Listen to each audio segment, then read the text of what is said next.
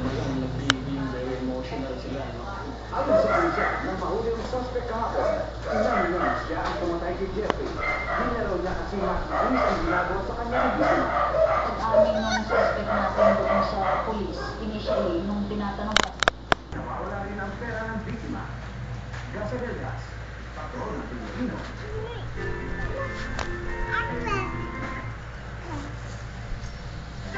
Kapamilya, isa pong dalagita mula sa Quezon City ang nagtutumako para maipagamot na ang kanyang sakit na cancer. Siya si Hazel Joy Magallanes, 11 taong gulang. Magang-maga ang kanyang anak ng gabi. Sa laki at bigat nito, hindi na siya makatayo at makalabas ng bahay. Bukod pa dito, nag-graduate na sana sa Elemental si Hazel. Ngunit nakalimutan siya pinto sa pag-aaral dahil sa limalala ng kondisyon.